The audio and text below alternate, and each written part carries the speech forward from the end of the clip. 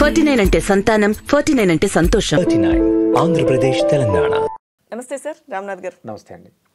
Sir, 2024 ఎన్నికలకి ఆంధ్రప్రదేశ్లో TDP Janasena కలిసి వెళ్తున్నాయి. మనకి తెలిసిన విషయం, వాళ్ళిద్దరు పొత్తులో ఉన్న విషయం. సో సీట్లకి సంబంధించి ఇప్పటి వరకు సీట్ల సర్దుబాటు అనేది తేలకపోవడం కానీ, చంద్రబాబు లాస్ట్ మూమెంట్లో ఇవన్నీ సీట్లకి సంబంధించిన ఒక క్లారిటీ ఇస్తారు. అప్పుడు అది చంద్రబాబు స్ట్రాటజీ. అప్పుడు ఎవరు పొత్తులో వాళ్ళు అనుకున్న సీట్లు రాకపోయినా ఎక్కడికి వెళ్ళే అవకాశం కానీ ఆ పరిస్థితులు వాళ్ళకు ఉండవు. సో ఇలాగే జరుగుతుందని ఒక ప్రచారం జరుగుతుంది. అంటే చంద్రబాబుని తెలిసిన వాళ్ళు ఎవరైనా ఇలాగే అంటారని ఒక ప్రచారం జరుగుతుంది.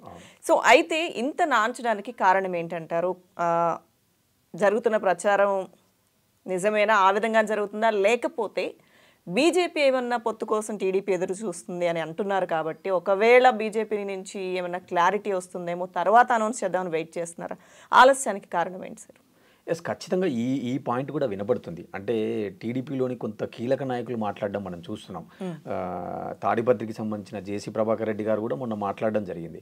అటు సైడ్ జగన్మోహన్ రెడ్డి గారు అభ్యర్థులను మారుస్తున్నారు, కొత్త వాళ్ళను ఇంట్రడ్యూస్ చేస్తున్నారు, నియోజకవర్గ బాధ్యతలు ఇస్తున్నారు, మనమేమో ఇంకా ఎవరు అభ్యర్థి అని కూడా చెప్పడం లేదు, మీరు ఎవరో ఒకరిని డిసైడ్ చేయండి, వాడు పోయి పని చేసుకుంటాడు, ఇంకా ఆలస్యం అవుతుంది, ఎన్నికలేమో ఒక నెల 2 నెలల్లో ఉన్నాయి, మీరు ఈ రోజు వరకు కూడా అభ్యర్థిని ప్రకటించకపోతే వాడు ఎప్పుడు గ్రామాల్లో పోతాడు, ఎప్పుడు ఊర్లలో పోయి వాడు కనెక్టివిటీ ఎంచుకొని ఎన్నికలకు సిద్ధమవుతాడు అన్నట్టుగా టీడీపీలోని కొందరు నాయకులే మాట్లాడడం మనం చూస్తున్నాం.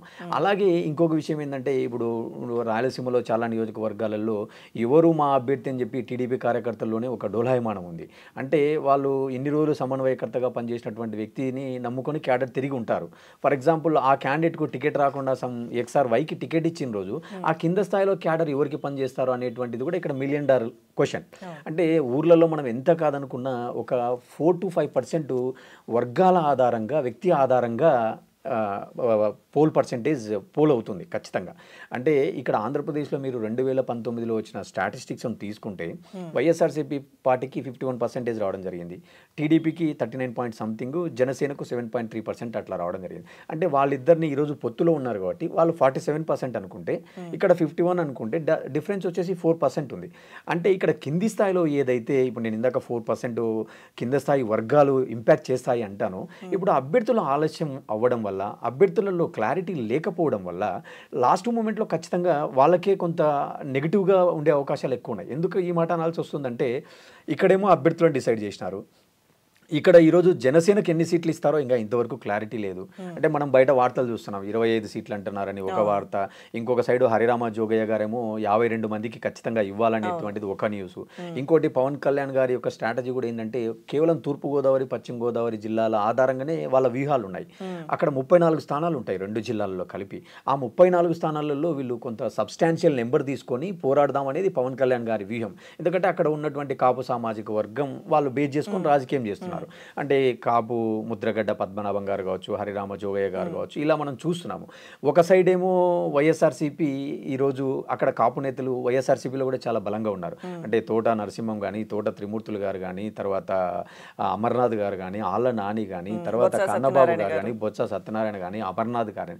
అంటే ఈరోజు కాపు సామాజిక వర్గం కూడా ఒకరితో లేరండి, చాలా స్కాటర్ అయ్యారు, అన్ని పార్టీలలో ఉన్నారు. కాబట్టి అక్కడ ఏదో పవన్ కళ్యాణ్ సైడు లేదా జనసేన ముద్రగడ్డ గారు ఎక్కడ వస్తే కాపులంతా ఒకవైపు పోతారు అనేటువంటి రియాలిటీ లేదు.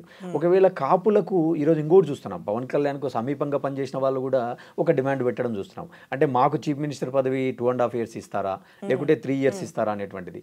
ఒక సైడు లోకేష్ గారేమో ఖచ్చితంగా చంద్రబాబు నాయుడు గారే సీఎంగా ఉంటారు తప్ప పవన్ కళ్యాణ్ గారు ఉండరని ఆయన చెప్తున్నారు. అంటే ఇన్ని రోజులు పవన్తో పనిచేసిన వాళ్ళు కాపులకు రాజ్యాధికారం కావాలి అంటే, ఎన్ని రోజులు కూడా కమ్మ రెడ్డిలే ముఖ్యమంత్రులుగా ఉంటారా అంటే, కాపులకు ఎప్పుడు రాజ్యాధికారం అంటే, మేము రాజ్యాధికారం వస్తుందని జనసేనతో పనిచేసినాం కానీ తిరిగి మళ్ళీ ఆయన వాళ్ళ పల్లకి మోస్తాడంటే మేమెందుకు పవన్తో ఉంటాము. సో ఇలాంటి ఎన్నో అంశాలు కింద స్థాయిలో ప్రభావితం చేస్తాయి కనుక ఖచ్చితంగా ఆలస్యం కొంత వాళ్ళకే మైనస్ అవ్వచ్చు అనేది నా భావన.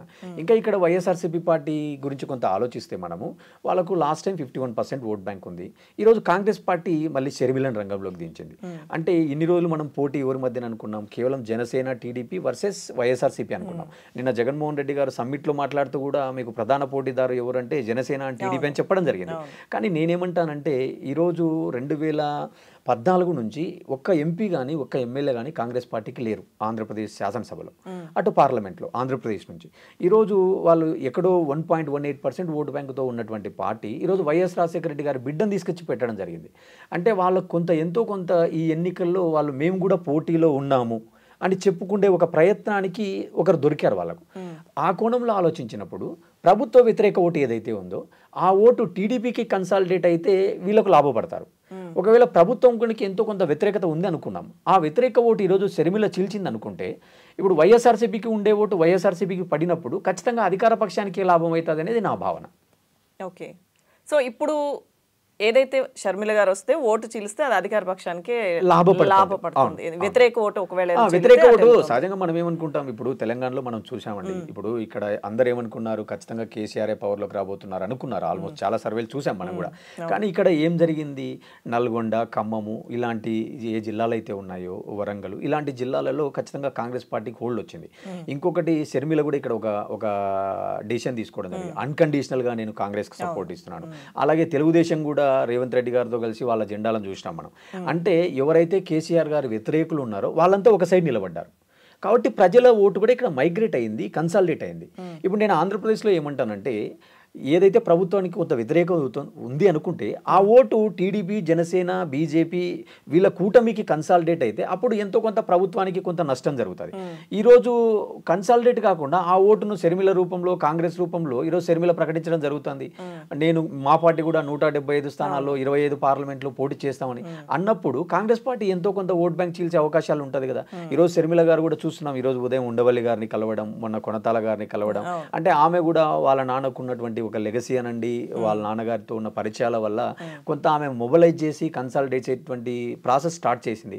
ఇంకోటి ఏంటంటే, ఇటు వైసీపీలో టికెట్ రాని వాళ్ళు, అటు జనసేనలో, టీడీపీలో టికెట్ రాని వాళ్ళు రేపు ఖచ్చితంగా షర్మిలను ఆశించేటువంటి అవకాశం ఉంటుంది, కాంగ్రెస్ నుంచి పోటీ చేసే అవకాశం ఉంటుంది.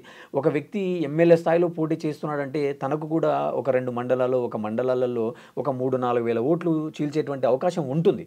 నేను ఎందుకు ఈ మాట అనాల్సి వస్తుందంటే, 2014లో జనసేన తరపున అభ్యర్థులను పెట్టలేదు కాబట్టి ఆ రోజు పవన్ కళ్యాణ్ చెప్పిన ఓటంతా టీడీపీకి కన్సాలిడేట్ అయింది. 2019లో పవన్ అభ్యర్థులను పెట్టారు. పవన్ కళ్యాణ్ అభ్యర్థులు రాష్ట్రంలో మిగతా చాట పెద్ద ప్రభావం లేకపోయినా ఉమ్మడి గోదావరి జిల్లాలలో ఆలోచిస్తే చాలా ప్లేస్లలో 30,000, 15,000, 22,000 ఓట్లు జనసేన అభ్యర్థులు రావడం చూసాం. అంటే ఖచ్చితంగా ఆ ఓటు కన్సాలిడేట్ ఎలా అవుతుంది అనేది కూడా ఇక్కడ చాలా కీలకం. అట్లనే ఈరోజు షర్మిల పోటీ పెట్టడం వల్ల షర్మిల పెట్టిన అభ్యర్థులు కూడా 4,000, 3,000 ఇలాంటి ఓట్లు చీల్చినప్పుడు అది ఖచ్చితంగా ప్రభుత్వ వ్యతిరేక ఓటు పక్కకి వెళ్ళేటువంటి అవకాశం ఉంటుంది. కాబట్టి అది ఇండైరెక్ట్గా జగన్కే హెల్ప్ అవుతుంది, ఇప్పుడుండే ప్రభుత్వానికి హెల్ప్ అవుతుంది అనేది నా భావన.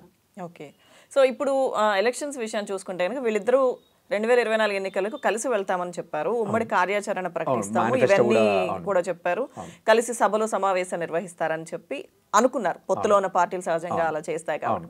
కానీ ఇప్పుడు అంటే ఎవరి స్కెడ్యూల్ వాళ్ళు ప్రకటించేస్తున్నారు కదా. 27 తర్వాత నుంచి టీడీపీ అధినేత చంద్రబాబు సభలు సమావేశాలకి ఆయన ప్రజల్లోకి వెళ్ళబోతున్నారు.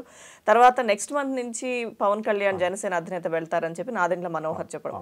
విడివిడిగా ఎందుకు జరుగుతున్నాయి సార్ ఇప్పుడు? అదే నేనేమంటానంటే, ఇందాక నేను ఒక పాయింట్ చెప్పాను మీకు, అండర్లైన్ చేసుకుంటే 2014లో వాళ్ళ అభ్యర్థులను పెట్టలేదు కాబట్టి ఓటు కన్సాలిడేట్ అయింది. 2019లో వాళ్ళ అభ్యర్థులను పెట్టారు అంటే వాళ్ళ ఓటు వాళ్ళకు వచ్చింది. అంటే పవన్ కళ్యాణ్ గారి బలం 7.2% అనుకుందాం మనం, అంటే ఎన్నికల్లో వచ్చిన స్టాటిస్టిక్ ప్రకారం. ఈరోజు పవన్ కళ్యాణ్ ఏమంటున్నాడు, మా బలం పెరిగింది అంటున్నాడు.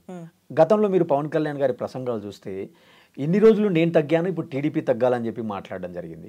ఇంకొకసారి ఏం మాట్లాడడం జరిగింది, మీరు అందరూ నన్ను సీఎం అంటారు కానీ నా కులం వల్లే నాకు ఓట్లేరని చెప్పడం జరిగింది. అంటే ఒక ఆర్గనైజేషన్ బూత్ లెవెల్లో, మండల స్థాయిలో స్ట్రెంత్ లేనప్పుడు ఆ ఎలక్షన్ చాలా స్ట్రాంగ్గా పోదు. ఏదైనా ఒక ప్రాంతీయ పార్టీ అయినా, జాతీయ పార్టీ అయినా ఆర్గనైజేషన్ కింది స్థాయిలో బలం ఉన్నప్పుడే వాళ్ళకు ఎన్నికల్లో కానీ, సీట్లు కానీ, ఓట్లు కానీ రాబట్టుకునేటువంటి ఒక మెకానిజం ఉంటుంది తప్ప ఏదో ఒక నాయకుడిని పై స్థాయిలో చూసి ఓట్లేసేటువంటి స్థాయి కొద్ది వరకే ఉంటుంది. కింద స్థాయిలో కూడా మనకు ఒక మెకానిజం, ఆర్గనైజేషన్ స్ట్రెంత్ ఉండాలి. ఈరోజు పవన్ కళ్యాణ్ గారికి ఆ స్ట్రెంత్ లేదు, అదే నేను అంటున్నాను. తిరుపతిలో కూడా చూసాము, చాలామంది టీడీపీతో కలిసి సమావేశాలు పెట్టడం లే వాళ్ళు, అంటే మా దారి మాదే అంటున్నారు. ఇంకా జగ్గైపేట అనుకుంటాను, జ్యోతుల నెహ్రూ గారి నియోజకవర్గం, సో అక్కడ కూడా కొంత విభేదాలు, అలాగే అనకాపల్లిలో కూడా కొంత విభేదాలు, అక్కడక్కడ కొన్ని విభేదాలు చూస్తున్నాం. అంటే పై స్థాయిలో టీడీపీ జనసేన అగ్రనాయకులు కలిసినంతగా కింది స్థాయిలో ఉన్నటువంటి కార్యకర్త కానీ కింది స్థాయిలోని ద్వితీయ శ్రేణి లీడర్స్ కలవడం లేదు. ఎందుకు కలవడం లేదంటే వాళ్ళ 5 ఏళ్ళు మేము పనిచేసినాము, అంటే జనసేన తరపున మేము ఒక ఎమ్మెల్యే టికెట్ వస్తుంది అనుకున్నాము, అంటే జనసేనకు రాజ్యాధికారం వస్తుంది అనుకున్నాము, కానీ మళ్ళీ ఈయన తిరిగి మళ్ళీ చంద్రబాబు నాయుడిని మోస్తున్నారు, అదే పల్లకి మోయడానికి పార్టీ ఎందుకు పెట్టాలా అని చెప్పి చాలామంది జనసేనలోని కీలక నాయకులు బయటకు వచ్చి మాట్లాడడం కూడా మనం చూసినాం. ఇంకొకటి ఇక్కడ వైసీపీ చేస్తున్న ప్రధాన ఆరోపణ ఏంటి అంటే పవన్ కళ్యాణ్ గారితో ఉన్నటువంటి చాలా మంది కీలక నాయకులు కూడా ఎందుకు బయటకు పోతున్నారు అంటే అక్కడ ఆయనకు అందరినీ కలుపుకపోయి ఒక కలెక్టివ్గా పనిచేసేటువంటి ఆలోచన లేదు, ఆయన వేరే వాళ్ళ కొరకు పనిచేస్తున్నారు అనేటువంటి ఆరోపణలు ఇక్కడ వైసీపీ చేస్తుంది. నేనేమంటానంటే ఒక పార్టీ ఎదగాలంటే కింది స్థాయి నుంచి నిర్మాణం జరగాల. 2014లో పార్టీ పెట్టి ఈరోజు దాదాపు 10-11 సంవత్సరాలు పూర్తయినా కూడా మండల స్థాయి కన్వీనర్లు కానీ 175 నియోజకవర్గాలకు నియోజకవర్గ కన్వీనర్లు కానీ జిల్లాలకు ఒక కార్యవర్గం కానీ మండల స్థాయిలో కార్యవర్గం కానీ గ్రామ స్థాయిలో బూత్ లెవెల్ కమిటీలు లేనప్పుడు ఆ పార్టీకి నెంబర్ గేమ్ ఎలా వస్తుంది, ఆ పార్టీ రాజ్యాధికారంలోకి ఎలా వస్తుంది? వాళ్ళకి ఎప్పుడైనా ఫ్లోక్లో రావాల్సింది ఏంటంటే ఒక 20 స్థానాలలో పొత్తులో పోటీ చేస్తే ఒక మంచి నెంబర్ వస్తే ఆ రోజు వాళ్ళు కొంత ప్రభుత్వంలో రోల్ ప్లే చేయొచ్చు తప్ప రాజ్యాధికారం ఎలా వస్తుంది? ఫర్ ఎగ్జాంపుల్ మనమే మాట్లాడుకుంటే ఇప్పుడు చంద్రబాబు నాయుడు బిగ్ నెంబర్ ఉన్నటువంటి పార్టీ, 14 ఏళ్ళు సీఎంగా ఉన్నటువంటి పార్టీ, టీడీపీలో వాళ్ళకు బిగ్ నెంబర్ ఉన్నప్పుడు వాళ్ళకు తక్కువ నెంబర్ ఉన్న వ్యక్తికి సీఎం పదవి ఎక్కడని ఇస్తారా? Make sense, simple logic. ఇప్పుడు పాలిటిక్స్లో ఏదైనా నెంబర్ గేమ్, ఏదైనా మ్యాజిక్ నెంబర్. ఈరోజు జగన్మోహన్ రెడ్డి గారు అభ్యర్థులను మారుస్తున్నా, చంద్రబాబు నాయుడు గారు అభ్యర్థులను ప్రకటించకపోయినా అర్థం ఏంటి అంటే బలమైన అభ్యర్థులను మనం పోటీలో పెట్టాలి కాబట్టి ఖచ్చితంగా ఎవరి ఎక్సర్సైజ్ వాళ్ళు చేస్తున్నారు. అలాంటప్పుడు రేపు 175 స్థానాల్లో పవన్ కళ్యాణ్ కేవలం 25 స్థానాల్లో ఇచ్చారు అనుకుందాం మనం. ఒకవేళ పవన్ కళ్యాణ్ 25 సీట్లలో గెలిచినారు అనుకుందాం కాసేపు, కానీ 25 స్థానాలు గెలిచిన వ్యక్తికి ఆ రోజు ఎక్కువ సీట్లు వచ్చినటువంటి పార్టీ ఈయనకు ముఖ్యమంత్రి పదవి ఇస్తారా? ఆ రోజు టీడీపీ నాయకులు దాన్ని ఒప్పుకుంటారా? ఒప్పుకోరు. ద్వితీయ శ్రేణి నాయకులు ఆల్రెడీ మనం చింతలపూడి ఎమ్మెల్యే ఎవరో సంథింగ్ అనుకుంటాను ఆయన అన్నట్టు కూడా మనం చూసినాం. పవన్ కళ్యాణ్ సొంత వాళ్ళ అన్నయ్యనే గెలిపించుకోలేదు, ఆయన ఏం గెలిపిస్తారు అన్నటువంటి విమర్శలు కూడా చూసినాం. అంటే నేనేమంటానంటే ఈరోజు పవన్ కళ్యాణ్తో అవసరం ఉంది కాబట్టి ఆయన ఇంటికి పోతారు, ఆయనను పొగుడతారు, ఆయనను కొంత పైకి లేపడం జరుగుతుంది.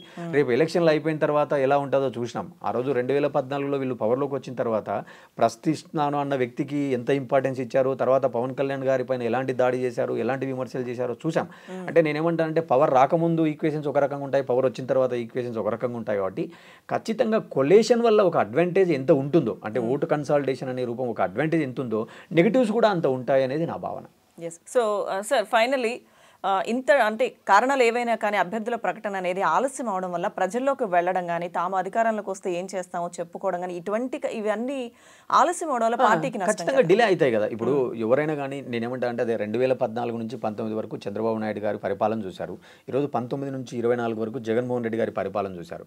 మనం విభజనకు ముందు చంద్రబాబు నాయుడుకి ఎంత క్రెడిబిలిటీ ఉంది ఏంటి ఆ హిస్టరీ పక్కన పెడితే ఇప్పుడు ఈ 10 ఏళ్లలో కూడా చాలా మంది ఓటర్స్, కొత్త ఓటర్స్ రావడం, సమాజంలో మార్పులు, అంటే విభజన ఎందుకు జరిగింది మనకు?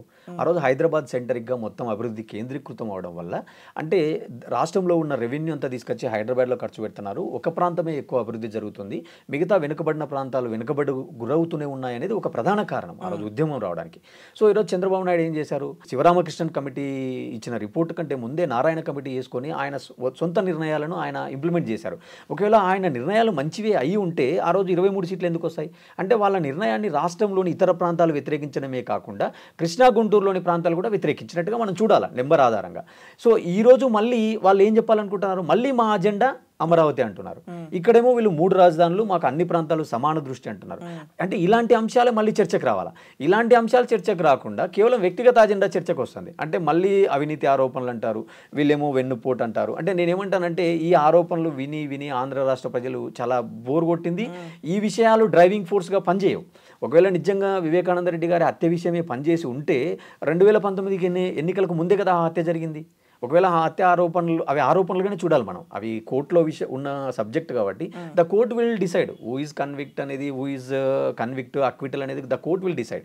సో ఇలాంటి అంశాలు పెద్ద ప్రభావితం ఉండదు. ఏ అంశాలు ప్రభావితం ఉంటాయి? నువ్వు ఏం చేయబోతున్నావు, నీ మేనిఫెస్టో ఏంటి, గతంలో నువ్వు ఏమి హామీలు ఇచ్చావు, ఏమి నెరవేర్చావు అనేది ప్రధాన చర్చ జరుగుతుంది. అంటే వీళ్ళు ఆ చర్చ జరగకుండా వ్యక్తిగత చర్చ తెస్తున్నారు. అంటే ఇక్కడ వీళ్ళ ఉద్దేశం ఏంది? అజెండా పైన చర్చ జరిగితే, మేనిఫెస్టో పైన చర్చ జరిగితే మన తప్పులు బయటకు వస్తాయి. అంటే ఈరోజు వీళ్ళు వైఎస్ఆర్సీపీ మేనిఫెస్టో చాలా క్లియర్ ఉంది, సింపుల్ మేనిఫెస్టోని వీళ్ళు రిలీజ్ చేశారు. మనం ఎంత కాదనుకుంటా నాడు నేడు చూస్తున్నాము, తర్వాత అమ్మ ఒడి, గోరు ముద్ద, ఆరోగ్యశ్రీ, ఫీజు రీఎంబర్స్మెంటు, రైతు భరోసా, ఇట్లా అనేక పథకాల ద్వారా వేల లక్షల కోట్ల రూపాయలు ఎక్కడ కూడా మిడిల్ మ్యాన్ లేకుండా డీబీటీ ద్వారా పేద ప్రజలకు బెనిఫిషరీస్కు జరుగుతుంది. ఒకవేళ బెనిఫిషరీ లిస్ట్ కూడా కోట్లలో చూస్తున్నాం. కాబట్టి వీళ్ళు ఏమనుకుంటున్నారు, మాకు ఎలాంటి ప్రచారం చేసుకున్నా మా ద్వారా లబ్ధి పొందితే ఓటేయండి. ఇంకోటి మన దేశ రాజకీయాల్లో మీరు ఒక విషయాన్ని అబ్జర్వ్ చేస్తే ఈ ఎన్నికలు చాలా ప్రత్యేకంగా చూడాలి. ఇంతవరకు దేశంలో ఏ నాయకుడు కూడా ఏ ప్రభుత్వం కూడా నాకు మంచి జరిగితే ఓటేయండి అని కాల్ చేయలేదు. ఏం కాల్ చేస్తారు, నేను ఈ ఉన్న 5 ఏళ్లలో కొన్ని అమలు చేశాను, మీరు నాకు ఇంకొకసారి అవకాశం ఇస్తే మిగిలి ఉన్న పనులు చేస్తానని చెప్పి కాల్ చేస్తారు ఏ నాయకులైనా. కానీ ఈయన ఏం చెప్తున్నాడు, మీకు మంచి జరిగితే నాకు ఓటేయండి, నాకు మంచి జరగకపోతే మీరు ఇంకొకరికి ఓటేయండి అని చెప్తున్నాడంటే వాళ్ళకున్న కాన్ఫిడెన్స్ అలాంటిది. అంటే మేము ఖచ్చితంగా బడుగు బలహీన వర్గాలను టచ్ చేశాము, మధ్యతరగతిని టచ్ చేశాము అనేటువంటి ఒక భరోసా వీళ్ళ దగ్గర కనపడుతుంది. వీళ్ళు ఏం చేస్తున్నారు అంటే గతంలో వీళ్ళ మేనిఫెస్టోనే వాళ్ళ వెబ్సైట్ నుంచి తీసేశారు అనేటువంటి ఆరోపణలు చూసినాం మనం. అంటే వీళ్ళకు ఒక భయం ఉంది. అంటే ఖచ్చితంగా గతంలో మనం చూసినాం రైతు రుణమాఫీ అనేది చంద్రబాబు నాయుడు టైంలో సరిగా అమలు కానిటువంటి పథకం. కేవలం ఎన్నికల ముందే వాళ్ళు పింఛన్ను కొంత పెంచడం, ఎన్నికల ముందే నిరుద్యోగ వృత్తి ఇవ్వడం, ఎన్నికల ముందే అన్న క్యాంటీన్లు పెట్టడం. సో ఇలాంటివన్నీ మనం చూసినారు కదా. అంటే ప్రజలు నేనేమంటా అంటే 14, 19, 19, 24 కంపేర్ చేసుకుంటారు అంటాను. కంపేర్ చేసుకున్నప్పుడు ఖచ్చితంగా వాతావరణం వైఎస్ఆర్సీపీకే కొంత అడ్వాంటేజ్ ఉంది అనేది నా భావన. థ్యాంక్ యూ సార్, రమణ గారు. Thank you.